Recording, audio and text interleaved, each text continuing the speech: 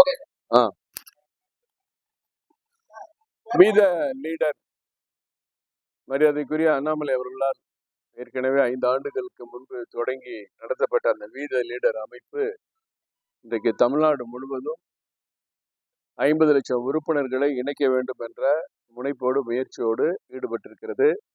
அவருடைய அழைப்பை ஏற்று இதுவரை ஏறத்தாழ 18,60,000 உறுப்பினர்கள் சேர்ந்திருக்கிறார்கள்.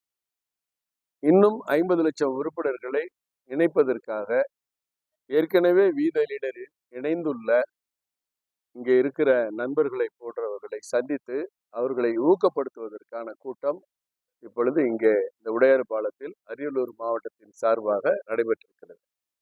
இதே கூட்டம் இன்று மாலை மயிலாடுதுறையில் நடக்க இருக்கிறது. இதே போன்று ஒவ்வொரு மாவட்டத்திலும் அந்தந்த பகுதியில் இருக்கக்கூடிய தலைவர்கள் நேரில் சென்று மற்ற தலைவர்களை சந்திக்கிறார்கள். ஏன்னா எல்லாருமே இங்கே தலைவர்கள் தான். இந்த வி த லீடர் அமைப்பு 50 லட்சம் உறுப்பினர்களை எட்டிய பிறகு ஒரு அரசியல் அமைப்பாக மாறும் என்றும் மரியாதைக்குரிய திரு அண்ணாமலை அவர்கள் தெரிவித்திருக்கிறார்கள். அந்த நல்ல நாளை தமிழகமே எதிர்பார்த்து கொண்டிருக்கிறது.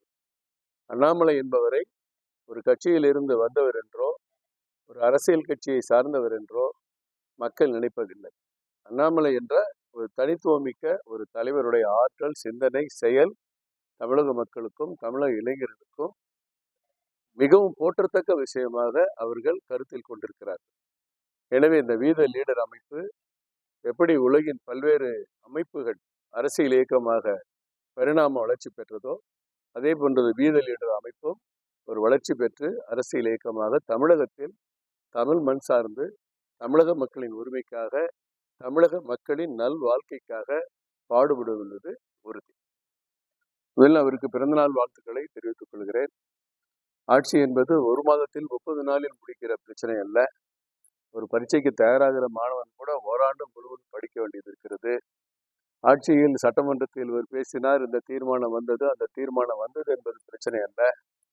ஆட்சி நல்லபடியாக நடக்கும் என்று மக்கள் நம்பி இருக்கிறார்கள். ஆனால் அதில் குளறுபடிகளும் இருக்கும், நல்ல விஷயங்களும் இருக்கும். மேகதாது பிரச்சனையில் ஒரு தீர்மானம் நிறைவேற்றப்பட்டது. அதற்கு உதயநிதி அவர்கள் நடுவர் மன்றம் புதிதாக அமைக்க வேண்டும் என்று ஒரு கருத்தை சொல்கிறார்.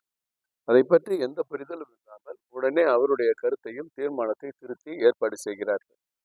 நடுவர் மன்றம் என்று ஏற்கனவே திராவிட முன்னேற்ற கழக ஆட்சி இருக்கிற பொழுது, காங்கிரஸ் ஆட்சி மத்தியில் இருக்கிற பொழுது நடுவர் மன்றம் அமைக்க வேண்டும், நடுவர் மன்றம் அமைத்த பிறகு காவிரி வேளாண்மை ஆணையம் அமைக்க வேண்டும் என்ற ஒரு தீர்ப்பு வந்த பிறகு அந்த நடுவர் மன்ற தீர்ப்பை கடைசி வரை மத்திய அரசில் கெஜெட்டில் வெளியிடாதது காங்கிரஸ் திமுக கூட்டணி ஆட்சி. பிறகு உச்சநீதிமன்ற உத்தரவின் பேரில் நடுவர் மன்ற தீர்ப்பின் அடிப்படையிலே காவிரி மேலாண்மை ஆணையம் புதிதாக வந்த மத்திய அரசு பாரத பிரதமர் மோடி அவர்கள் வந்த பிறகு அமைக்கப்பட்டது. பல ஆண்டுகள் போராட்டத்துக்கு பிறகு ஒரு நடுவர் மன்றம் அமைக்கப்பட்டு அதன் மூலம் ஒரு தீர்ப்பு கிடைத்து அந்த தீர்ப்பு மத்திய அரசு கெஜெட்டில் வந்து அந்த தீர்ப்பின் அடிப்படையில 2 மாதத்திற்கு ஒரு முறை காவிரி மேலாண்மை ஆணையத்திற்கு உட்பட்ட மாநில பிரதிநிதிகள் அமைச்சர்கள் கலந்து கொள்ளக்கூடிய வழக்கமான நிலை இருக்கிற காரணத்தினால்தான் இந்த மாசம் ஜூலை மாசம் எங்களுக்கு 30 டிஎம்சி திறந்து விடவில்லை, உடனே திறக்க சொல்லுங்கள் என்று கேட்கிற உரிமையை தமிழகம் பெற்றிருக்கிறது. காவிரியின் எந்த பகுதியில் புதிதாக அணை கட்டினாலும் எல்லா மாநிலங்களுடைய ஒப்புதல் பெற வேண்டும் என்ற ஒரு சட்ட உரிமை நமக்கு நிலைநாட்டப்பட்டிருக்கிறது. அதை விட்டு மீண்டும் ஒரு புதிய நடுவர் மன்றம் அமைக்க வேண்டும் என்று உதயநிதி சொன்னவுடன் அதை ஏற்றுக்கொள்கிறார்களே, இது வந்துதான் இன்னும் அவர்கள் சரியாக தமிழ்நாட்டின் பிரச்சனையை புரிந்து கொள்ளவில்லை என்பதற்கு உதாரணம். கனிம வளங்களுடைய கொள்ளையெல்லாம் தடுக்கப்பட வேண்டும், அரசுக்கு வருவாய் கிடைக்க வேண்டும் என்று சொல்கிறார்கள். திரு அண்ணாமலை அவர்கள் 4 ஆண்டுகளுக்கு முன்பாக ஒரு நீண்ட அறிக்கை வெளியிட்டார். கனிம வளங்களை நாம் ஒழுங்காக சரி செய்தால், வருவாயை பெருக்கினால் ஏறத்தாழ ஆண்டுக்கு 50,000 கோடி நமக்கு கூடுதலாக கிடைக்கும் என்று ஒரு அறிக்கை கொடுத்தார். உங்களுக்கு எல்லாம் பத்திரிகையாளருக்கு நினைவிருக்கும் நினைக்கிறேன். அதை இன்றைக்கு இவர்கள் செய்கிறார்கள். 717 மதுக்கடைகளை மூடிவிட்டோம் என்கிறார்கள். வரவேற்க வேண்டிய விஷயம். ஆனால் இந்த 717 மதுக்கடைகளும் சட்டத்துக்கு புறம்பாக செயல்பட்டது. சட்டத்துக்கு புறமா எப்படி செயல்படணும்? உயர்நீதிமன்ற தீர்ப்பு இருக்கும் போதும் அதை மீறி இவங்க செயல்பட்டாங்க. பள்ளிக்கூடத்துக்கு பக்கத்துல, ஹைவேல, கோயிலுக்கு பக்கத்துல செயல்பட்ட விட்டது இங்க இருந்த அரசு அதிகாரிகள், முன்னாடி இருக்க டாஸ்மாக் அதிகாரிகள், முன்னாடி இருந்த ஆட்சியாளர்கள் செய்த தவறு. ஆனால் அண்ணாமலை அவருடைய நோக்கம் அது அல்ல. நீங்க இந்த கடையை மூடினா பக்கத்துல போய் 2 கிலோமீட்டர் தள்ளி போய் ஒரு குவார்டர் ஆஃப் வாங்கி சாப்பிட்றதுக்கு எவ்வளவு நேரம் ஆக போகுது? சட்டம் ஒழுங்கு பிரச்சனைக்கு அதை மூடணும். ஆனா அண்ணாமலையுடைய நோக்கம் மது அருந்துவதால் ஏற்படுற தீங்கை மக்களுக்கு கொண்டு சென்று, இளைஞர்களுக்கு கொண்டு சென்று, போதைக்கு அடிமையாகாமல் பார்த்து கொண்டு கடைகளுடைய எண்ணிக்கையை குறைப்பதை விட குடிப்பவருடைய எண்ணிக்கை குறைக்க முடியுமா? டாஸ்மாகை மூடு, குடும்பத்துக்கு கேடுன்னு எல்லாரையும் புரிஞ்சு வச்சுக்க முடியுமா? அப்படிங்கிற திட்டத்துல அவர் இருக்கார். பல்வேறு துறைகள்ல அவங்க இப்ப மின்சாரத்துறையில 10 நாளைக்கு முன்னாடி டிரான்ஸ்ஃபார்மர்கள் வாங்கிய கொள்முதல் நடந்த ஊழல் எல்லாம் போய் செக் பண்ணலான்னு பார்த்தா ஹார்ட் டிஸ்க்லாம் காணோம். ஹார்ட் டிஸ்க்லாம் எங்க போச்சுன்னு தெரியல. பல அதிகாரிகள் மேல வழக்கு தொடுக்கிறோம் நாங்க. அப்புறம் அவங்களே ஒரு வாரத்துக்கு பின்னாடி ஹார்ட் டிஸ்க்குல எதுவுமே இல்லை, அதுல ஒன்றும் மேட்டரே இல்லைன்னு சொல்றாங்க. இந்த மாதிரி குளறுபடிகள் இருக்கு. 717 கடைகளை மூணுனதை நம்ம வரவேற்கிறோம். மத்திய அரசோட இணக்கமா போகணுங்கிறாங்க. நிதி ஆயோக்ல போய் பேசிட்டு வர்றாங்க. இதெல்லாமே வரவேற்கத்தக்க சில விஷயங்கள் இருக்கு, குறைகளும் இருக்கு.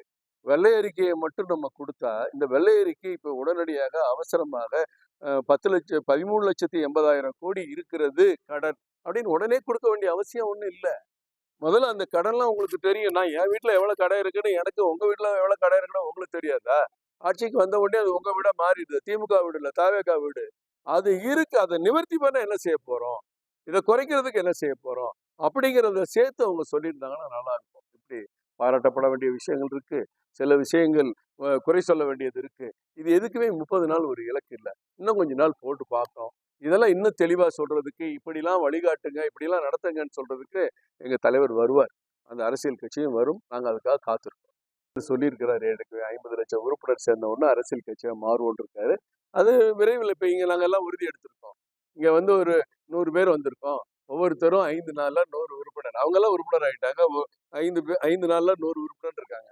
அப்ப இங்க இப்ப இந்த உடையார்பாளையம், இங்க ஜெயங்கொண்ட பகுதியில அந்த 5 நாள்ல 100 × 100 10,000 பேர் சேருவாங்க. இதே மாதிரி தமிழ்நாடு பூரா யாரையுமே இதை நீங்க சேருங்கன்னு கம்பல்சன் கிடையாது. நீங்க சேர்ந்தே ஆகணுங்கிற கட்டாயம் கிடையாது.